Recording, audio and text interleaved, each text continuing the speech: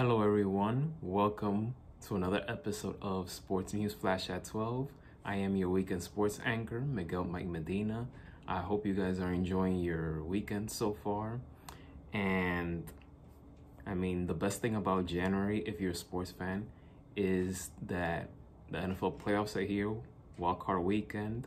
You could hear more about what I have to say about last night's games that took place on my other channel, the MMM Journal, in which myself and my partner Joseph Mitchum, aka Joe, we will be giving our reactions about yesterday's games. So stay tuned for that. I'm gonna post that on the MMM Journal later today.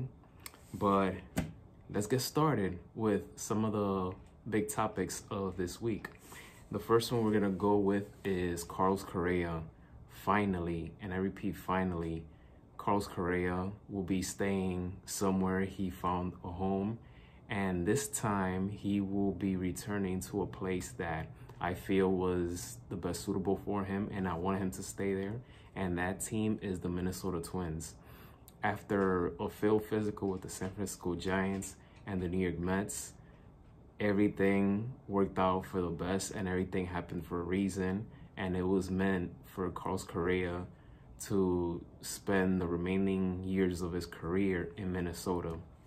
So Carlos Correa will be a member of the Twins for the long term. He signed a 6-year, $200 million deal with the potential to stretch to 10 years and $270 million with vesting years and contract options.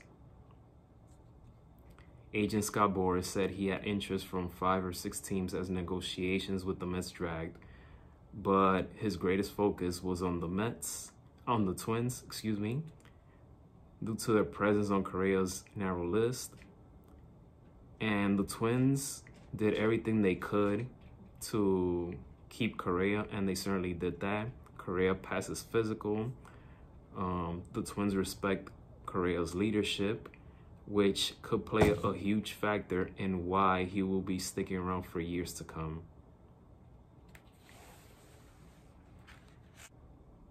The Seattle Mariners will induct King Felix Hernandez, aka King Felix, into the Mariners Hall of Fame. King Felix, he was an outstanding pitcher for the Mariners for so many years. It's a shame that he didn't get to go to the playoffs as a Seattle Mariner, but his commitment, his dedication, his performance, his electric stuff will never be forgotten in the Seattle organization.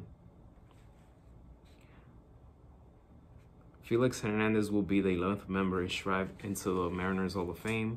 The induction will take place during a pregame ceremony ahead of Seattle's August 12th game against the Baltimore Orioles at T-Mobile Park. At age 36, Hernandez will be the youngest to be enshrined. He will join the group of Alvin Davis, Jay Buhner, Edgar Martinez, Randy Johnson, Dan Wilson, Ken Griffey Jr., Lou Piniella, Jamie Moyer, Ichiro Suzuki, and the best play-by-play announcer in Seattle Mariners history, Dave Neons. I'm coming home. Coming home. That's the song that comes into my mind when I think about Andrew McCutchen. Andrew McCutchen and the Pittsburgh Pirates will be reunited once again. That's right, home is where the heart is. Andrew McCutchen is coming back to Pittsburgh where it all began. The 36-year-old who was named the 2013 NL MVP when he was playing in Pittsburgh, and that's the same season that the Pirates made the playoffs for the first time since 1992. He has agreed to a 1-year deal worth $5 million with the Pirates. This could be, summer 2023 could be an unforgettable summer for Andrew McCutchen. Why? He needs 52 more hits to achieve 2,000 hits in his career, 8 more doubles to reach 400, and 13 more homers to reach 300.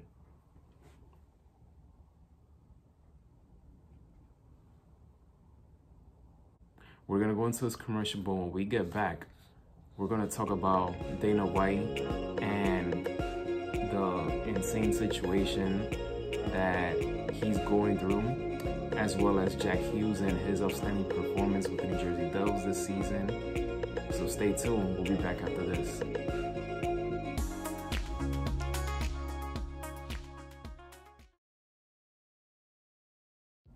Are you interested in watching one of the most anticipated web series in 2023? Well, here's your chance to support. You can go to mikesproduct.shop and you can order a coffee mug and a long sleeve shirt to support Mike's Zoom film series. So once again, go to mikesproduct.shop.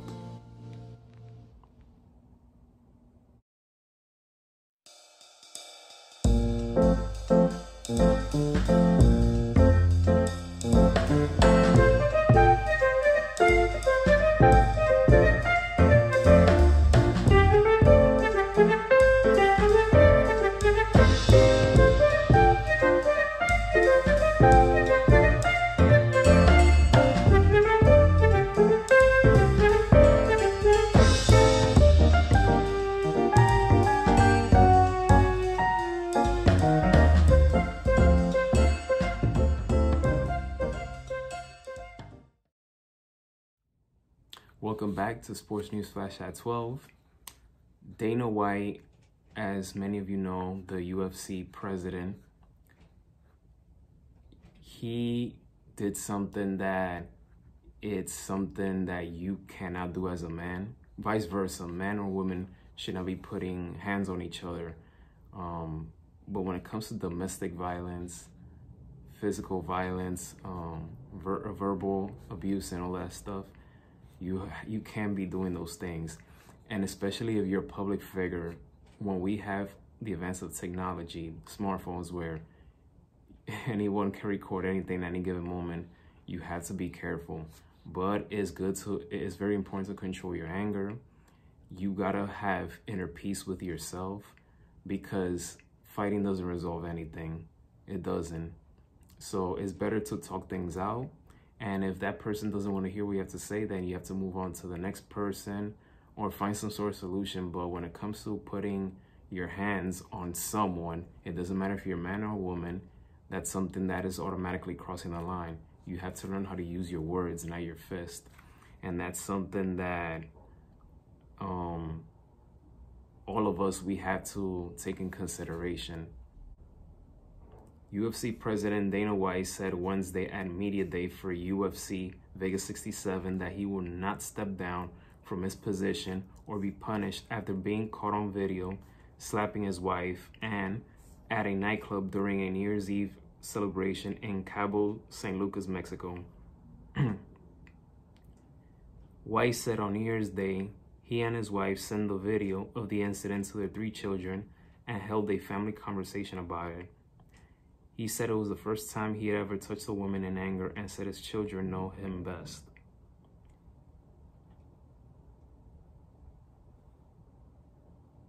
Two days after the incident, Ann White released a statement in which she said, "To say this is out of character for him is an understatement. Nothing like this has ever happened before." White said he'll have to live with the consequences of his actions for the rest of his life, and said none of the blame rests on his wife for slapping him first. He had grabbed her wrist, which seemed to prompt her to slap him. He slapped back after that.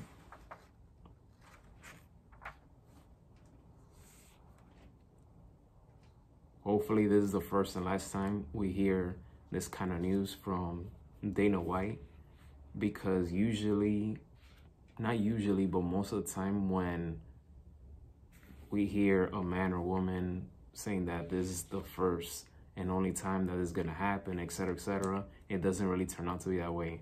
I'm sorry, I have to say the truth, but words are just words. Let's see actions. Actions speak louder than words. So as cliche as may sound, but hopefully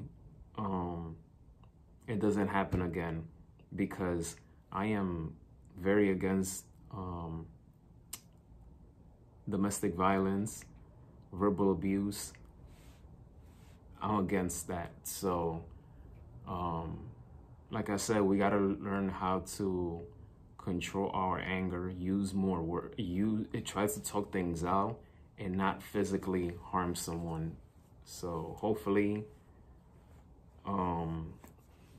this doesn't happen again. And now we move on to hockey. New Jersey Devils Jack Hughes is having an incredible season so far. The first overall pick in the 2019 NHL draft, he has 52 points this season, 28 goals, and 24 assists. He will be heading to his second consecutive NHL All-Star game. Hughes is currently on pace for 98 points this season. I'll say 100, but he has a chance of going for a 98, which would be 52 goals and 46 assists this season. When he's healthy, he is one of the most dangerous players in the sport and one of the best in the sport. He's the reason why the New Jersey Devils are the best road team in the NHL. Their record on the road is 16-2. This NBA season, we are seeing a lot of surprises. Some that we didn't see coming, some that we expected. And the Sacramento Kings is one of those teams that I did not expect to see perform the way they're performing this season. The Kings are one of the most surprising teams in the league. They're currently 23-18 this season. They are in the 4th seed in the Western Conference. I'll repeat that again. They are in the 4th seed in the Western Conference. De'Aaron Fox and Malik Monk are fun to watch. They're one of the biggest reasons why the Kings are having success. But adding Sabonis to their team played a major factor, a major role in the team's success. Plus, you still have a veteran player like Harrison Barnes. It's funny to say that he's a veteran because in my eyes, he's still young to me. But he's 30 years old and he has championship experience. The Sacramento Kings haven't made the playoffs since 2005. I grew up watching the great Kings teams of Vlade Divac, Chris Webber, Mike Bibby, six-man Bobby Jackson, Peja Stojakovic, Scott Pollard, Tony Delk, Jason Williams, aka White Chocolate. That was by far the best Sacramento Kings team ever. So, and I still feel that 2002 should have been theirs. And arguably 2003 as well, had Chris Webber never went down with a knee injury. So hopefully the Sacramento Kings can make a push to the playoffs this season because it's been almost 18 years now. So I'm liking what I'm seeing from this group. Sabonis, Monk, De'Aaron Fox, Harrison Barnes. The list just goes on and on. Yeah, hopefully they make the playoffs and avoid play-in tournaments. So if they could finish anywhere between seeds 1 through 6, that'll be terrific news. A terrific story for the city of Sacramento. Now, it's time for Miguel's top performances of the weekend. Here are my picks.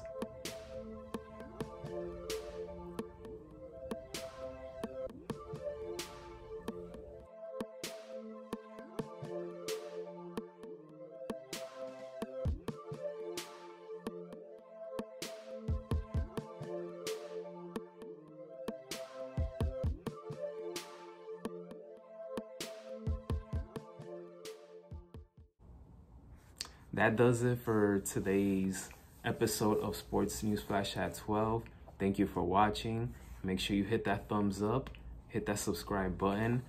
Enjoy the remaining games of this super wildcard weekend. We have the Dolphins and Bills at 1 o'clock, followed by the Giants versus Vikings, and the Baltimore Ravens versus Cincinnati Bengals. And then Monday night, we have Tampa Bay Bucks and Dallas Cowboys. I'm against having a Monday night football game for the postseason, but it is what it is. That's the NFL. But we have 3 games today and hope you enjoy them. Giants, let's do it. Let's win. The Giants have a very talented defensive line, so Hopefully their defense can carry them in this game against the red hot Minnesota Vikings, and hopefully they can neutralize Justin Jefferson because he's just been playing lights out. But yes, enjoy the rest of your Sunday, and as always, be safe, and may God bless you all.